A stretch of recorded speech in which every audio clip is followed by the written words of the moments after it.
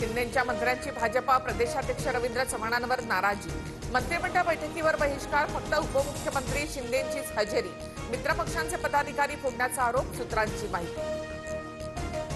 उल्हासनगरमध्ये पक्षप्रवेशाला तुम्हीच सुरुवात केली, यापुढे आता एकमेकांना प्रवेश देऊ नका। भाजपच्या इन्कमिंगवरून नाराज असलेल्या शिंदेंच्या मंत्र्यांना मुख्यमंत्री फडणवीसांनीच फटकारलं, सूत्रांची माहिती। माहिती मजबूत, कुठलेही मनभेद नाहीत। नाराजी असल्यास समन्वय समितीतून सोडवण्याचा प्रयत्न करू।